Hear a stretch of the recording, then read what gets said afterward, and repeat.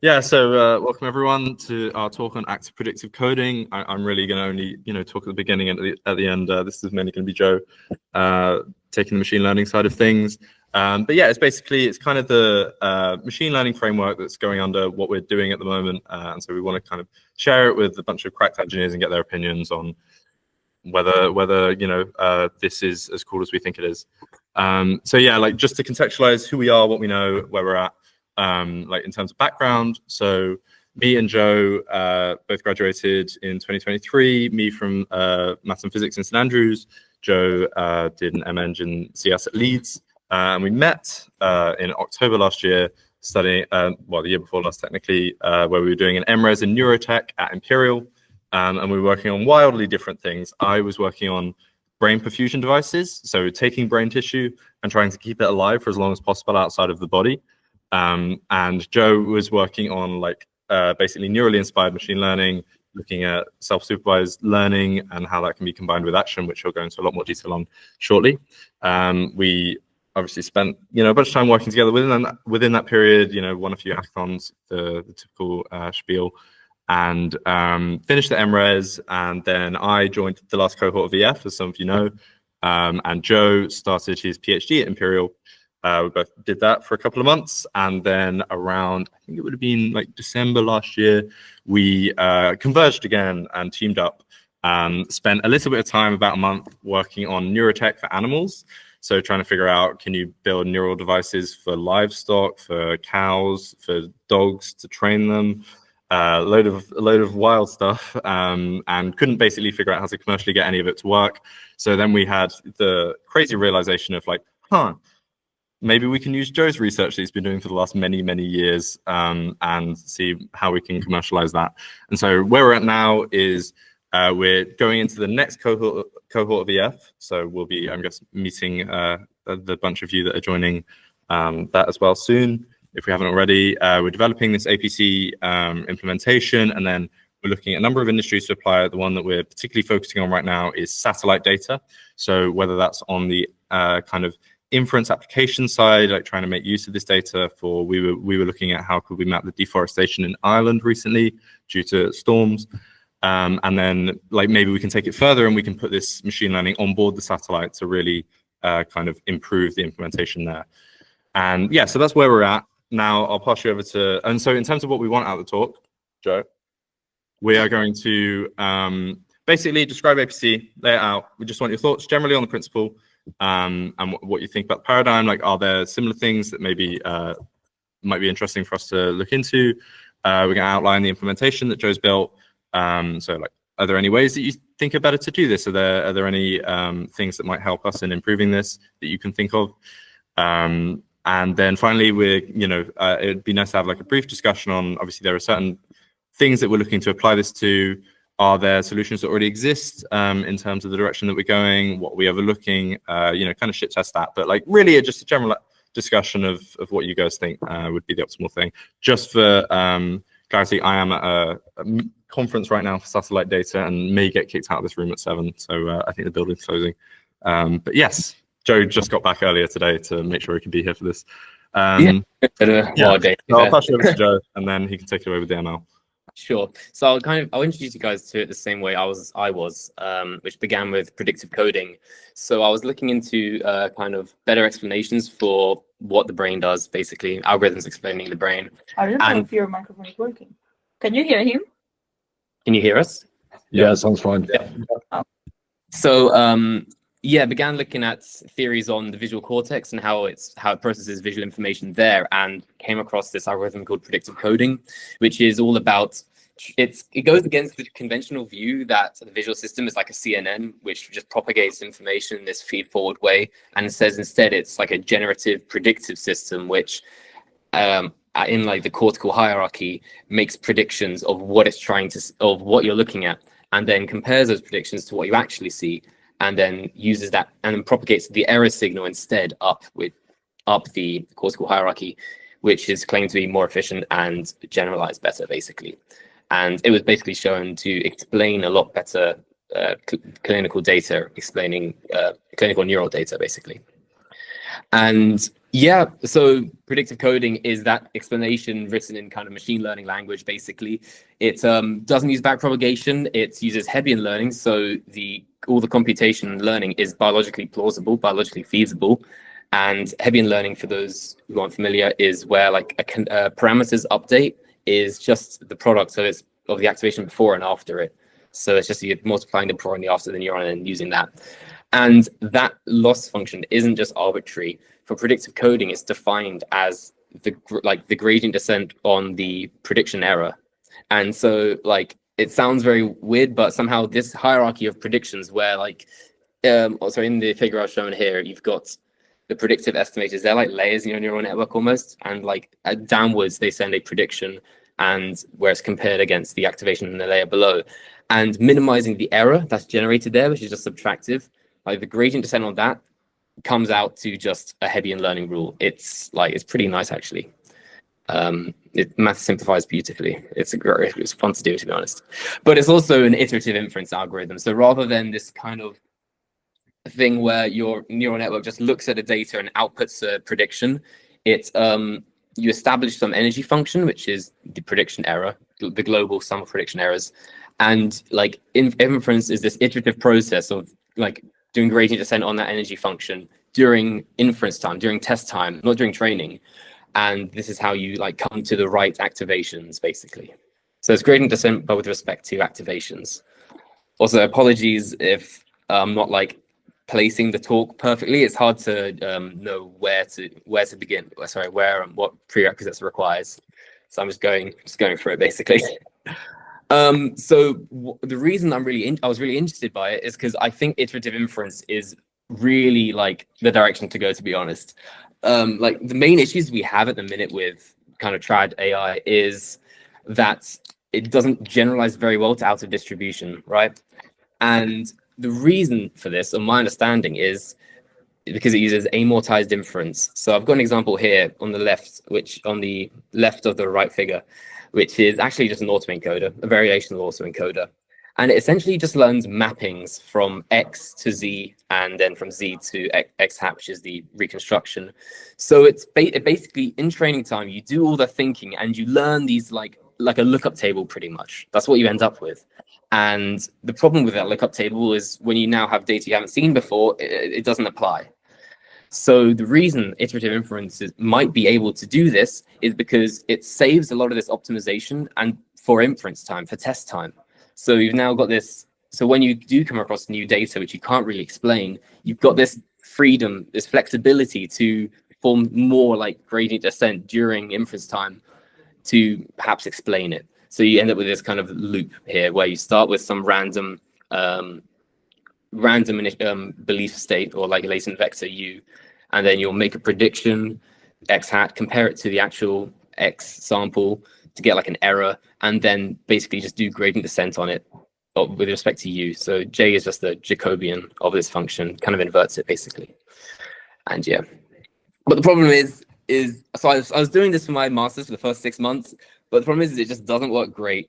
It's better at generalizing. So like the example I'm given here is of a Poisson iterative variational autoencoder. Basically it just reconstructs digits, but it was trained on MNIST and it was really good at like reconstructing other, like even like C410, which is wild. But yeah, so, but it wasn't as good when it comes to like classifying the representations, so using it as like a pre-training step and then trying to learn some good representations. The representations were bad, but the reconstructions were good, so that was the issue. So I then moved on to like kind of self-supervised learning and exploring that direction a bit more and kind of taking the nearest inspired approach there, and was looking at was observing the recent trend from invariance-based methods to predictive methods. So before, the state-of-the-art way of doing self-supervised learning, which is, for those who don't know, is when you try and learn an encoder based on data you don't have labels for to compress it. And invariance-based methods basically work by training two encoders by having for each data sample, you transform it in two different ways to get two versions of the same data. You encode both of them, and then you maximize the similarity between their representations. Whereas predictive methods, which all the state-of-the-art methods are now, instead of trying to like make them more similar, they try to predict one transformed version of the sample from another transformed version of the sample. but also conditioned on the details of those transformations. So for example, they all pretty much use masking and vision transformers now. So you'll kind of see some portion of the image which is the context, and you'll try and predict a different portion of the image basically. Now, my master's thesis is all about likening this to like active perception.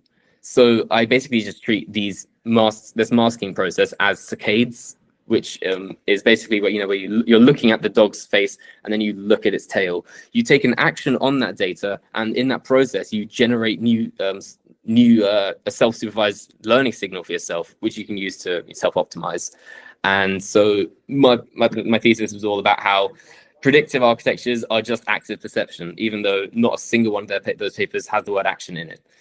But yeah, so then when it came, and that's what I'm showing here basically, I was okay, so this is my master's work. I was basically just showing how using action improves the quality of your learned representations. So for both the generative architectures and latent ones. So you basically just improve like the downstream performance if you use actions, and because it allows you to form like better predictions, and you can learn better models of your underlying data when you're trying to predict how it acts when you act upon it, or like you have to learn you have to learn a deeper model of the data if you want to be able to predict how it responds to certain actions you take upon it, basically. And yeah, so a month and a half ago, Michael and I were considering how we can apply thought of the wild idea of combining that research with predictive coding. And it was kind of honestly, it felt like a bit like a eureka moment. It's one of those where like we immediately thought, oh, what's the best first experiment we can use to really just validate this? MNIST, I love MNIST. It's so simple, but it's so quick to iterate on, so you can really get some quick validations out.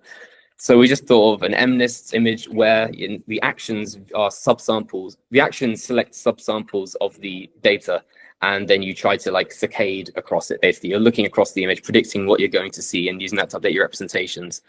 And you can use like reinforcement learning to optimize how we look around. And yeah, we thought active predictive coding, great. That's obviously what it should be called. The only problem was like, yeah, it was written 2 years ago, and they even did the exact same experiment we wanted to do, and also called it active predictive coding. Which was just funny, but it was good validation. And yeah, they take a much more hierarchical approach to it. So their main focus was on how they can make action hierarchical. So like at the top of the hierarchy, you see the full image, probably in lower resolution, and you say, where broadly shall I look? And that goes to the layer below. And you also create like the policy network for the layer below using hypernetworks, which I won't get into because we don't use them. But yeah, so it's this hierarchy of I'll look roughly there, then for there, I'll look in these, like take these little steps. And you can do this kind of infinitely in this hierarchy, but yeah, but that's not our implementation. We think our way is they're more focused on being like biologically plausible than being performant, which is our focus. Because so instead of using Hebbian learning, and which as they do, we just use like a neural network to calculate the update to our latent representation. So our implementation is very modular. This is so we just begin with like the predictive coding backbone, I'm calling it the perceptor.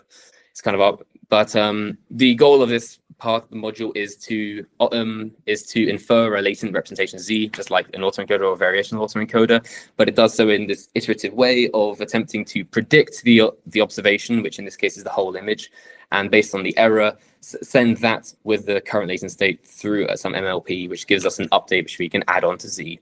And I like this version.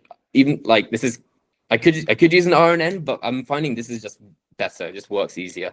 And this nice like plus, doing the kind of Z plus equals update is really great because it just acts as a skip connection. So gradients flow really well through it. But yeah, and then the next module we add to it is the actor, right? And the reason this is cool is because now we can ignore all the redundancy in the image.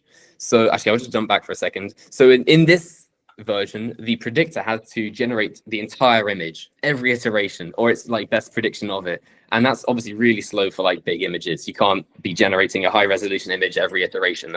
That's ridiculous.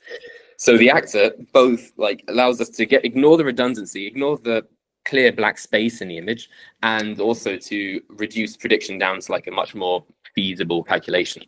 So our actor currently outputs like position, X, Y, and the width of the box. So it's variable width. And the observation is always downsampled to the exact same size. So it can choose to kind of look big, but low resolution to get global context, but kind of poor resolution, or local context and really high resolution. And the reason I like that is because it gets rid of the inductive biases imparted by the ML engineers. Usually when you have like ImageNet and you want to put it through a ResNet, you have to choose how to downsample it, which is, I don't know, let's downsample it to 256 by 256, which is pretty arbitrary. But yeah, so the network chooses for itself what resolution to do, which is very nice. And yeah, all the actions are relative to the dimensions. They're just 0 to 1. So it actually is completely independent of the size of the image, right? Because the box it defines is always downsampled to the same size, and the actions are from 0 to 1. They're relative to the maximum height and width of the data. So it's completely independent from the actual resolution of it. It requires the exact same amount of computation. But yeah, so in terms of how the actor is optimized, the updater and the predictor are exactly the same, minimize prediction error. But now the actor is optimized to maximize the change in Z, the output of the updater, the average, like the magnitude of that update. And the reason we do this is because we use it as a proxy for the information gain of the prediction. Because if the updater and the predictor are well optimized, then they're only going to extract useful information to make a really nice latent Z. And so when it looks at blank space, if it already understands exactly what's there, and the prediction error is 0, then the update's going to be 0 pretty much. So by optimizing the actor, by rewarding it whenever it makes an observation, that gives us a big update to Z. We optimize it for like choosing observations that are really informative, essentially. And yeah, this is basically self-supervised reinforcement learning. And so introducing this actor here allows us to completely ignore all the black space in that image. Now, we can also add a downstream module. So once we do this iterative process of predicting, updating, using the actor to optimize our Z, we can now throw our final Z through some like downstream module, whether it be classification, reconstruction, or whatever inference you want to do, and yeah, to give us some output prediction Y. And by optimizing the updater and the predictor with respect to that downstream loss as well, what happens is the updates begin to become much smaller for information which is not useful for that downstream task. That means that the actor learns to only look for observations which are useful for your downstream task, basically. So introducing this downstream task allows us to get rid of all task-related redundancy, task-related redundancy, which is all those white spots you see in the image, basically. So it's nice to find the digit and look at that. Yeah, we made some really, I'm about to show you some like quite early demos we made about a month ago now. We haven't got around to making some new ones, which we really should, but we're in the process of acquiring some clients. So this is like one of the first ones we actually did, which was reconstruction, right? And on the left, you can see that red box is the observation. This is before we introduced the variable zoom. And in the middle, you can see what it has observed and the order in which it's observing. And on the right is a downstream reconstruction. And you can really see the actions, the order in which the patches are observed is actually like really, it works quite well realistically. This basically the whole theory of what I explained earlier was the theory, but this showed that it does kind of work. And then now the problem was seeing what it could do. So we also trained it for classification, but just with a bigger image and randomly moving the digit into different locations. And the end result was this network is trained for classification, but it's actually performing search as well as like an emergent phenomenon, which is just kind of cool, right? But this just shows that the actor is doing its job of looking for useful information. And it also works when you have distractors, mostly. It depends how well trained it is. But yeah, so there's that thing there. And yeah, then we've begun scaling it up. This is an initial demo on CFAR10s, performing classification again. and it's kind of looking around the image. So in the middle, this is useful because you can really see that low resolution observation it's seeing. And what we actually found out was generating a lot of those low resolution observations, but moving around a little bit, jiggling, allows you to really well infer the underlying high resolution shape, basically. But yeah, we're also doing this on like ImageNet now at the minute, with better architecture. But yeah, the important thing that's like interesting to us is that while like traditional ML, like CNN's transformers scale, like the amount of compute required for them scales with the size of your input, APC instead scales with the difficulty of the inference. So no matter, if you arbitrarily scale up an image, if you get the same image in 1020p by 1020p or 120 by 128, unless you lost some information in like the fine information, then APC is going to be able to perform identically upon either of them. So that's quite nice. And yeah, in summary, it's iterative active perception. We use this like dynamic downsampling to let the algorithm decide for itself whether it wants big context or fine resolution detail. And it's sample specific subsampling, so it's deciding for itself how it should sample the observation space to ignore all the redundancy and the task dependent redundancy. And it's not locked to images, even though I just showing you images. It's applicable to any dimensionality.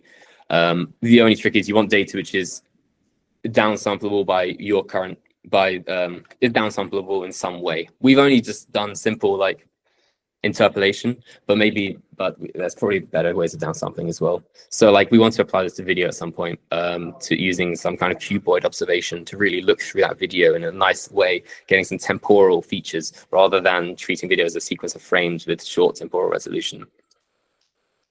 Yeah, I think that's it. Michael, do you want to talk about the applications a bit? Yeah, I mean, so just super quickly to say, tying on to that. So like in terms of what we're looking to apply this to, we're, basically APC seems to be very good at reducing, like getting rid of the redundancy of an image, dealing where there's like, massive scale in the resolution and you care about a lot of pixels because it scales in that nice way with the task complexity. And then, as Joe said, like able to be downsampled. So I think, to add another point to what he said, like for instance, why can't you apply this to text? Well, like how do you downsample text without some kind of really good semantic understanding? Whereas like images, obviously it's really easy. You just kind of multiply the pixels together. And so, yeah, so that's kind of what we've been exploring in terms of application. So sensing at the edge, this is an obvious place where you're like massively compute limited. Things like satellites, you have like a huge amount of redundancy with really high resolution data. And it's technically video, and so we're looking there because there's not really a good way to do this without massive computational budgets. Same thing with digital twins. You have these like massive point clouds. How do you navigate through them? Most of it's done by human labeling right now, which we were kind of surprised to find. And so this might be a really efficient way of passing through that data set. And then finally, inference on video. So things like surveillance.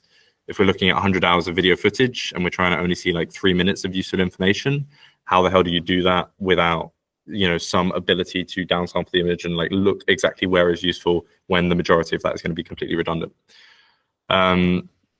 So yeah, that kind of structures our thinking right now. Like these are just some discussion points that might get the conversation going, but at this point, like I think it'd be good to open up to general questions, and yeah, just have a chat, I guess. Yeah.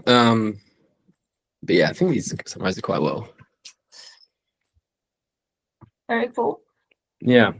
So yeah, any questions on like some parts I missed or perhaps didn't explain very well? Because yeah, I did fly kind of fast. Much to get through. Rory? Yeah, so really cool. I've never seen anything like that, and it looks really exciting. So I'd love to know, you talk about performance and compute on the edge. What are the kind of requirements, or can you talk about the rate at which it gets through images? Because it sounds like it depends, right, on the complexity of the task. But I'd love to kind of get some ideas of what you see. Michael, you had a quick, we're looking into that. Do you think you can take that question? Yeah, I mean, I guess like in terms of like it's hard to say the timescale. Like it depends.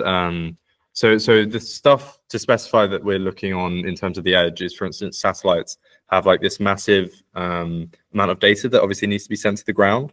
And so our thought is if you can kind of like actively pass through it on board to see where is the difference from like image to image, basically, in terms of what you're seeing, then maybe you can get rid of any redundancy, i.e. cloud cover, where you're not seeing any update to the to the state, or like things on the ground don't necessarily change every day, so you don't necessarily need to send that down. I couldn't necessarily say like again, complexity. So like, let's say for instance, you're trying to spot multiple useful objects within the given image, then I guess it would need to like, hierarchically it'd get the overall context right, and then it'd like zoom into the particular areas, and so it'd take longer for that than it would necessarily to scan the entire image. But in a place where you've got loads and loads of redundancy in the image, let's say that's like a massive image with loads of black, it should scale better there, I guess, is our thought. Yeah, and I guess just one point to add on to that is it's so like task dependent. There's so much variance there. Like some data is better being downsampled than others. If you're looking for like a really fine microscopic detail or like pixel size differences, then it may not be the perfect application there. But if you're looking for just to ignore redundancy and reduce your search space, that's where it's really useful. So yeah, basically, it's so task dependent.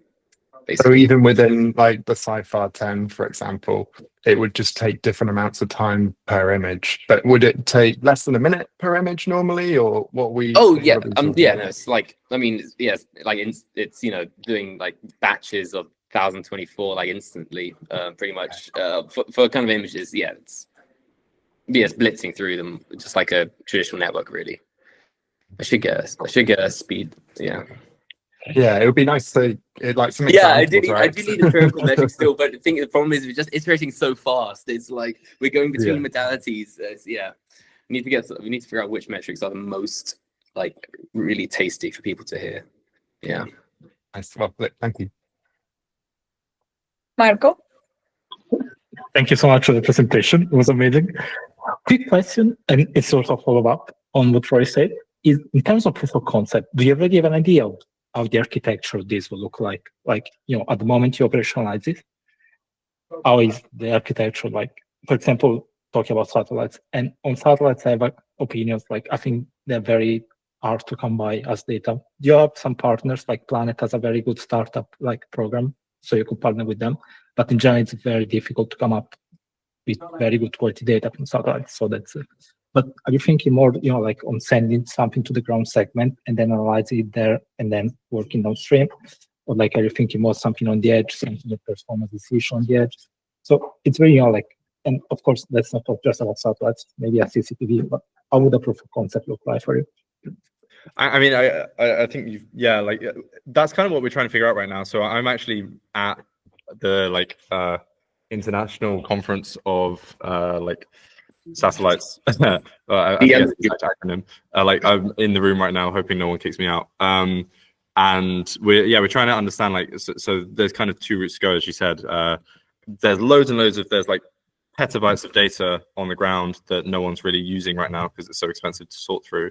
And so maybe something that was able to navigate through like a really long satellite video to say, let's say I just wanted to detect when were ships in this region over the last 2 years, something like that, and then it was able to identify that really well, or like even get rid of cloud cover, something like that, like super basic. Or if we were going for the downlink data, so putting it on the satellites to run there, then I think the proof of concept for that would be probably some kind of compression size, right? So it'd be, you've got a number of images of the ground that you've taken over a couple of seconds.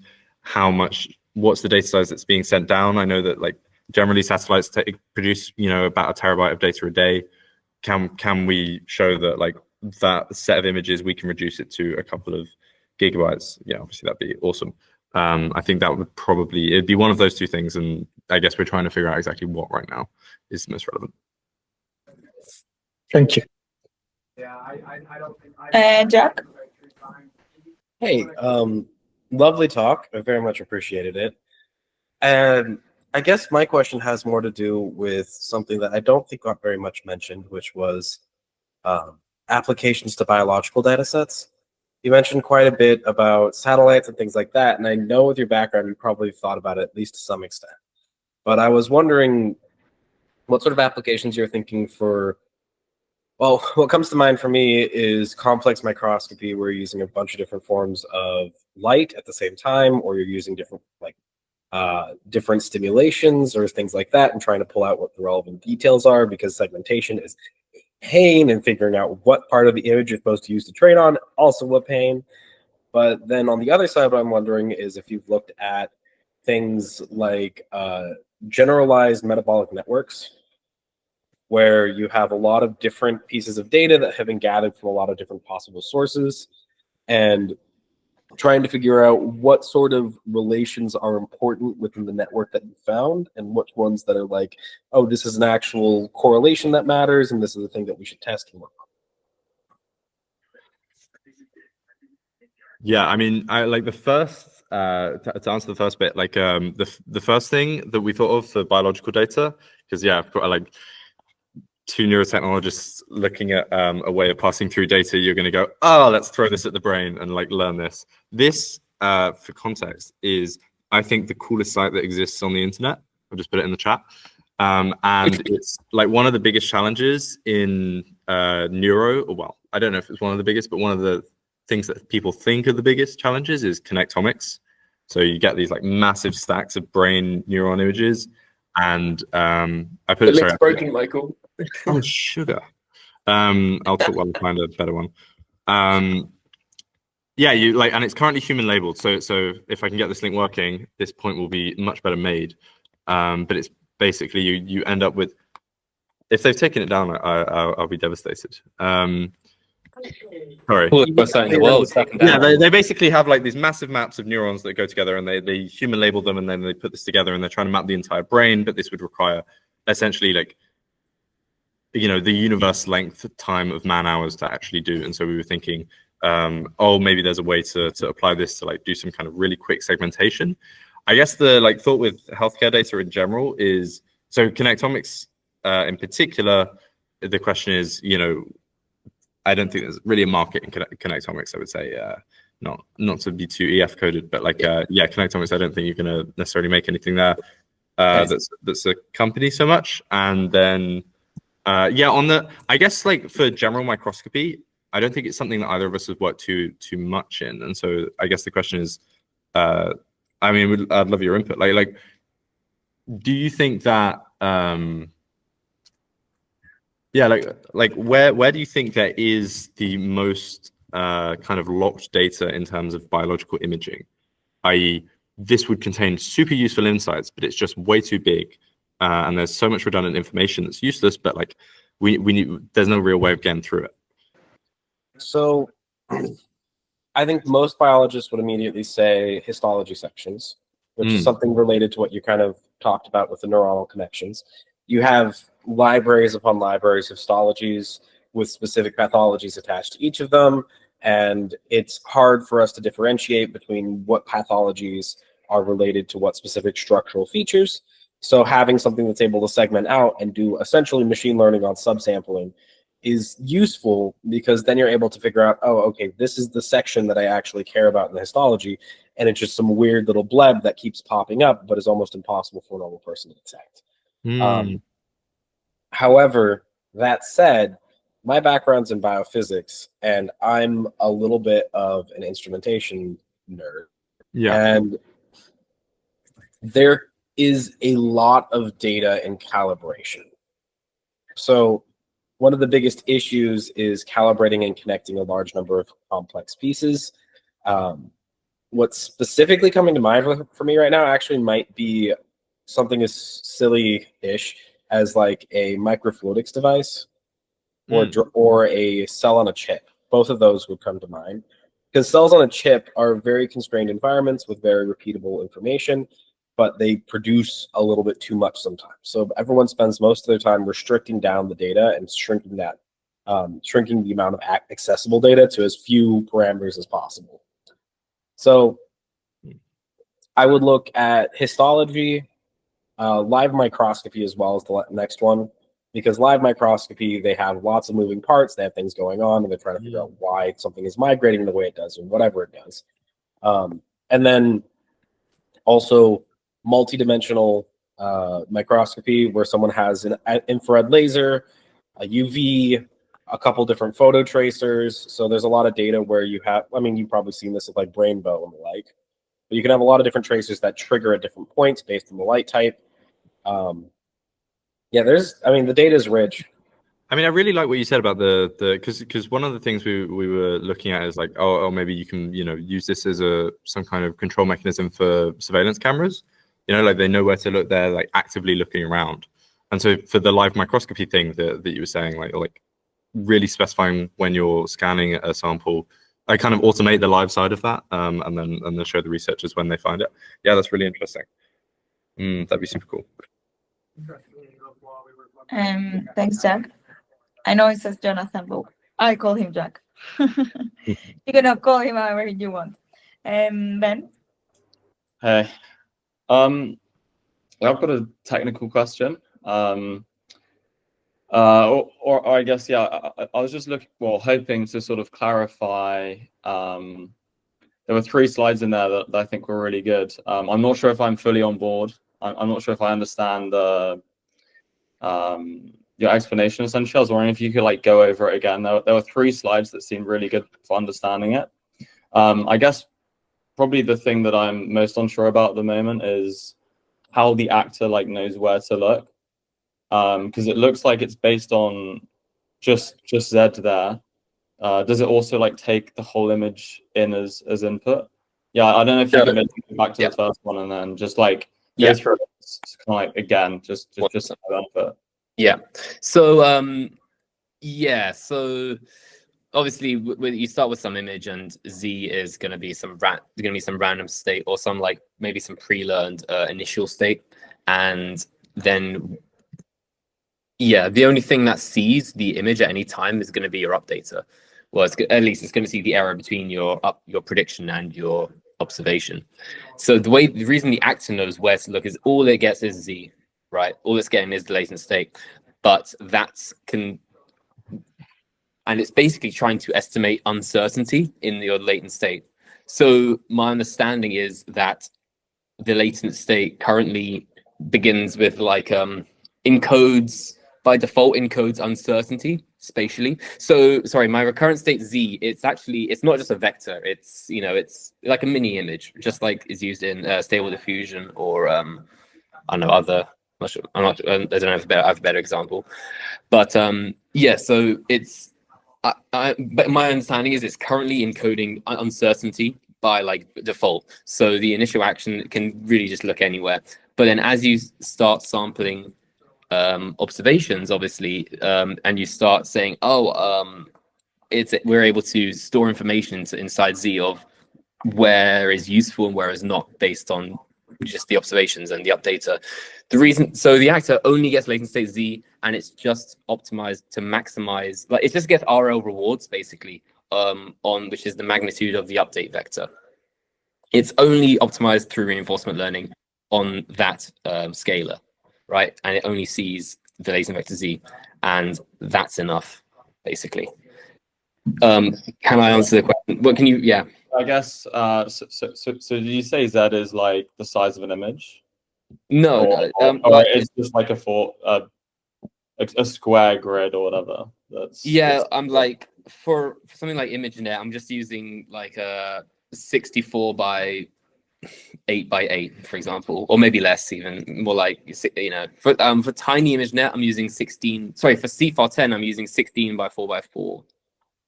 Yeah, so really tiny image, but with some feature, but with what's it called?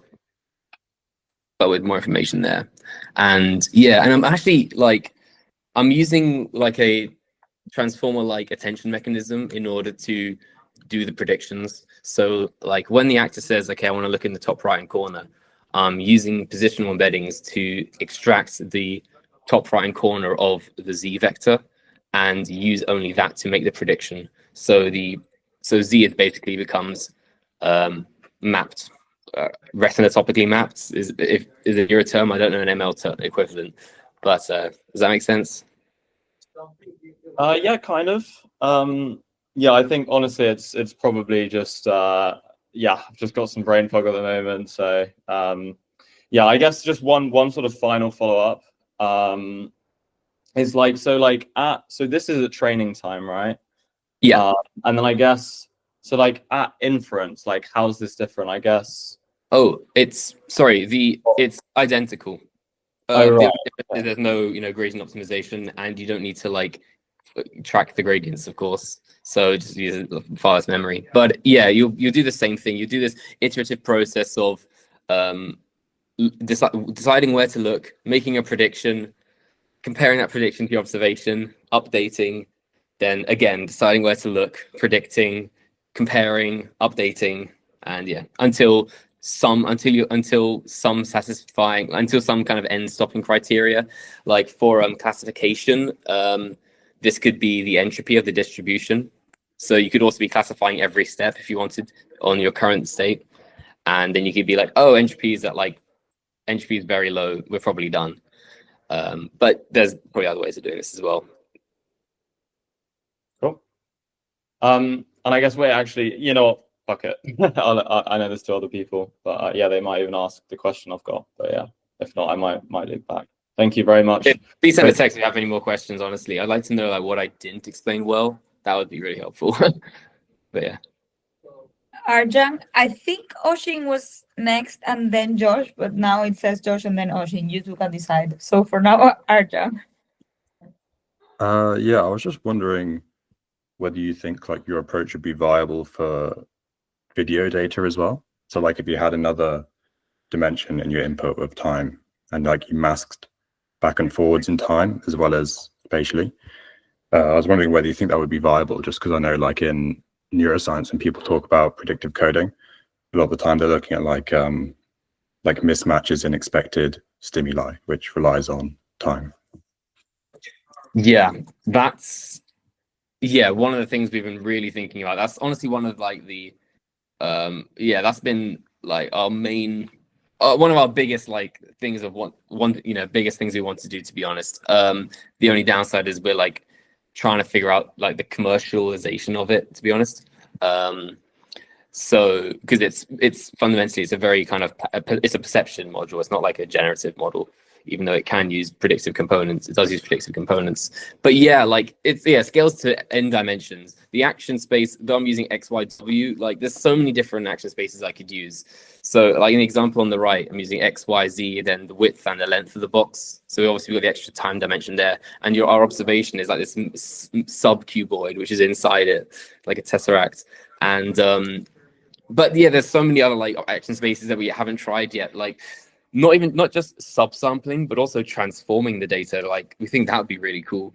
When we were doing our analysis on the satellite data for looking for fall damage, like one of the things you do is you have 12 bands of data. They're all different they're each like covering different frequency domains. And the problem is you can differentiate different different categories just by like visually if the contrast is right, if you normalize the band well, if you like but it's a very like manual, like active process of trying to play around with the bands, like how they're normalized, and in such a way that you maximize like the distinction between two of your classes. And basically we want to say, well, that's essentially active perception. You're actively manipulating your data to make it easier to understand. And yes, so we're thinking, well, what if we do that automatically? What if we enable our model to transform the image itself, apply filters to it, normalize it differently in order to help it understand what it's looking at, basically. And yeah, scale it to in n dimensions, whatever's useful. Like we're also thinking LiDAR, right? LiDAR, you got this really high resolution. In the case of good LiDAR, you got this really high resolution 3D data, which is like so expensive to churn through if you have a big space. And obviously ideally you'd want to use some kind of 3D transformer, but it's just like how on earth are you going to get the compute to do that like at commercial scale? Like we have yeah. I mean, I think the general point is like as dimensionality increases, you would also generally, not always, but generally expect redundancies to start increasing and like scaling up. And this is kind of so like the more dimensions and the more redundant, well, mainly the more redundancy, the better, because then other methods are more struggling. But the more dimensions, the more likely is there to be often higher redundancy, is the thought. Yeah. Yeah, thanks. Really cool stuff. I don't know, Oshin or Josh. I don't know who was next. I guess I can go. Just a quick question. So yeah, thanks for the talk, guys. It was really interesting. I was just a bit curious about how you designed this latent space. Am I right in understanding that Z lives in a latent space? Is that pre-trained? It looks like your predictor just adds a sort of gradient step in some direction to Z, but is that also like the predictor then looks like a decoder? So yeah, the predictor is. I'll let you finish your question. Sorry. Sorry, yeah, that was it. I was just wondering how this sort of encoder-decoder architecture works with this. Yeah, pretty much. The predictor is basically a decoder, and you go from some latent state, and the updater is like an encoder, right? Except it's also like concatenating on the current state, the current latent state as well. The latent state is constructed by the updater and the predictor, so it's not pre-trained in any way. Though this is the direction I'm currently going in, because it's shown itself quite difficult to try to do learning, just to try and learn the predictive coding, the perception module, the updater and the predictor simultaneously while reinforcement learning the actor and then also doing the downstream task. Doing all those optimizations simultaneously is looking like a bit of a nightmare. So now we're breaking up into steps. So I'm doing like I'm now training the updater and the predictor as like a pre-training using a random actor. So I'm just randomly looking around the images while I optimize the updater and the predictor until I get them, until they converge onto some minima of prediction error, which is that the average size of that E vector there. And only then now I'm freezing those weights and now optimizing the actor for how I look around the image now. So does that answer your question? The updater is sort of taking the current latent and producing an output that it adds to the current latent that gives a new latent. Exactly. Or like here's the forward. Oh, okay. Yeah. Nice. Here's like a simplified forward pass of the network. So like Z0 would be like some I don't need this or this. There we are. So Z0 is some learned initial state, and then for like S steps, the actor's going to say, okay, where do we look? And this will be a random policy, so we can sample actions from it. Then we take a step in that environment, which is your image, which just basically gives you an observation conditional on how you formulate your action space. And then that observation goes into our perceptor, which it doesn't say here. And only that kind of iterates. And the perceptor itself, I don't know the code for it here. That's annoying. But basically, it essentially just takes observation and it's predicting it based on the action and the state, Z. So, because the predictor has to be conditioned on the action you took, because it has to know where you're looking. Otherwise, it's completely, it can't make an accurate prediction. So yeah, the predictor makes prediction conditioned on the current data state and where it's looking. Cool. No, thanks. Yeah, it seems very general. I'm also really curious what other kinds of action spaces you'll look into beyond, like, which box of pixels to look at. Like other kinds of, there's, some interesting systems where the perception can be controlled in all sorts of ways. I'm sure you're aware, but yeah, like MRI, I think of as well, for example. Yeah, we think that's like the really interesting direction, because you're really taking advantage of the lack of biological constraints you have in your perception. So the computer can obviously apply all these transformations and multiplications to what it sees, whereas the human eye can't really. The closest the human eye has is this your I forgot what it's called, the iris, which can, you go in a bright room, it gets smaller. You go in a dark room, it gets bigger. That's Pupil basically the dilation. same thing. Pupil dilation, that's better. Yeah, that's this kind of that's the action space of the eye, and also where it's looking. But yeah, it'd be so interesting to see how far you can push it without biological constraints. Yeah, and last thing I'll say, there's also, it like reminds me of cases where you can boost SNR, like signal to noise ratio, by scanning the same place multiple times, which is yeah, in radar and stuff also a bit of a thing. So maybe something to look into. Yeah. I'll pass it over to Josh, I guess. But yeah, thanks again, guys. Really cool. Hey guys, really interesting talk. Super. I really like the graphics and some of the images. It's yeah, it'd be really interesting. I had kind of like two quick small questions. I missed some parts of the talk, so apologies if there's stuff you guys already addressed. So a quick one, just following on from Ben's question to do with the actor. Do you think providing the actor with its past actions would help improve its performance? It sounded like you were alluding to the fact that the uncertainty there's some sort of uncertainty measure in the latent representation that the actor is kind of picking up on and realizing that this region of the image, there's high uncertainty here, let's go subsample from here and kind of get some better information.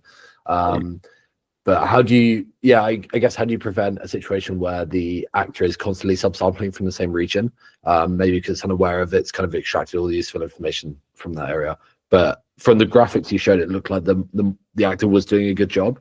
So yeah, just kind of like a general kind of, it'd be interesting to hear your thoughts.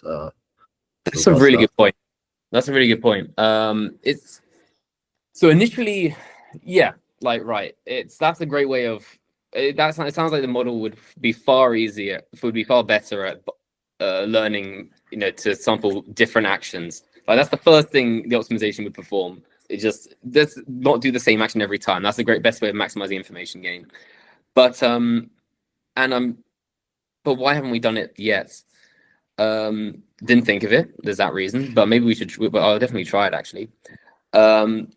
I guess I was operating under some principle that it's kind of like an MDP, right? It's the current state you're in is kind of, it doesn't really matter what you did before. It's only what's now that matters, right? If you're uncertain about this region and you think it's relevant, maybe look at it. Now, this is because maybe this is because of the data we've been using, right? So if there were a situation where, if there was a portion of your observation space where if by default you're uncertain, and if you looked, it did not reduce your uncertainty of that place at all. Say it was like, I don't know, static on a TV screen, then this model might be incentivized to keep looking because it didn't actually get any information. So so maybe there are some like little local minima that it could get trapped in. So I will keep an eye out for that behavior, and if I do, I know exactly how to fix it now. So thank you. Yeah, no worries. Yeah, I think it's interesting that it's working as well as it is working. Clearly, like it's learned some like good structure of that latent space in order to distinguish between uncertainty and no information. But yeah, interesting to hear. And then my second question was more of a general one. Do you think of this kind of approach in general as like a form of like attention approximation, in terms of like, would a just given infinite compute and infinite data, would a just huge vision transformer kind of do this process where it's attending to different areas of the images and learning which parts of the image to ignore? And is this just a more compute efficient way to do that? Or is this kind of a different strategy? Or you think there are advantages to this kind of like decoupled approach rather than just fully like internally propagating information through like a self-attention mechanism? Yeah, we've been thinking about that and having debates about that exact question for like a while. It's really not that clear. What I do see as being different though is the whole point is really not just identifying redundancy, but like reducing your amount of compute. Yeah, the whole purpose is to reduce the compute, right?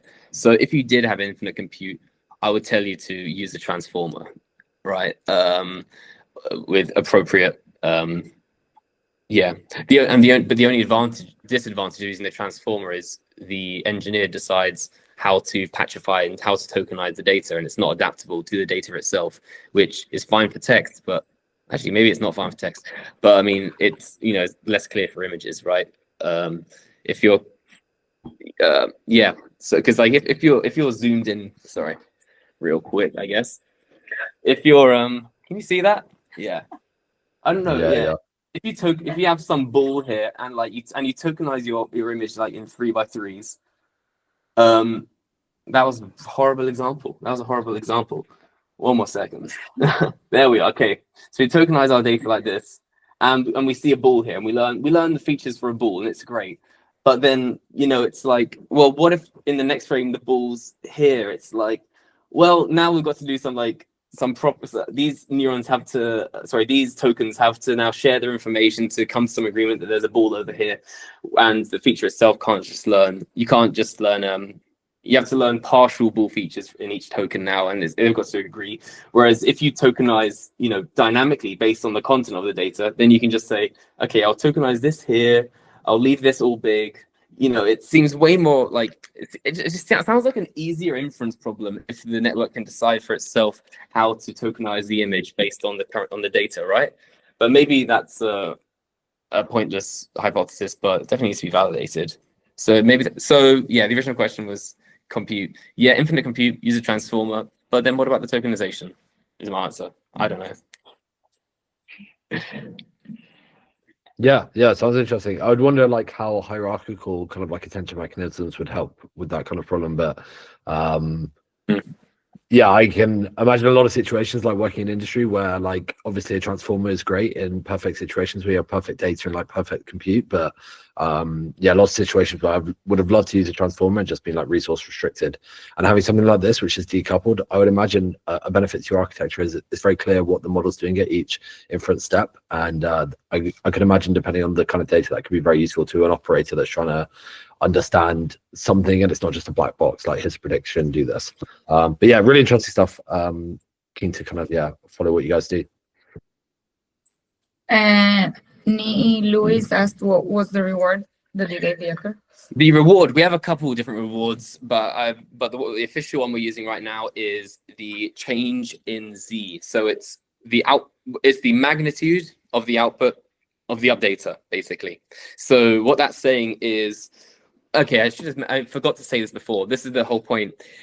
And we use the magnitude of the output of the updater as a proxy measure for the information gain, basically. We're saying that the updater is looking at the observation and extracting the useful information and adding that onto the latent state. And the size of that update, we're saying is we're approximating that as how much information there is. So we're rewarding the actor for choosing observations that give us useful information. Because, yeah, it's not just is it information, it's also task dependent if you train a downstream model which optimizes the updater for extracting task useful information, basically. So yeah. Awesome. Well, since there are no other questions, could I ask you to stop sharing? Yeah. Oh, go ahead. I actually have one more thing. The alternative reward functions we use, these are cool. So like we can also just use the downstream. So we can also use the downstream loss or like the negative of it, right? This is what the original implementation does. So it's basically they just reward the actor with a single scalar reward at the end of the inference for how good the loss function is, basically.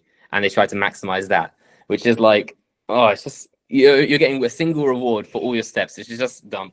But don't tell them I said that. We're actually trying to make friends with them. But yeah, so what you can also do is calculate the loss at every step, and then you can reward your actor based on the change in loss. So if your loss is 1.0 at some time step, and then you take an action, you take an observation, you update, but now your loss has gone up, you can punish your model. But if you evaluate your loss and it's your downstream loss and it's gone down, then you reward your actor. So that's another way. And then the third one was like I was rewarding it for reducing the entropy of the distribution, which was cool. So it's basically trying to minimize its uncertainty in the truest sense of the word. But yeah. If you're doing that, how do you ensure Z is present? Yeah, so Z is. The question is, but if you train the actor separately, how do you ensure that C is expressive? Because you could have a large C without having it being informative? Yeah, so the question is, what is informative, right?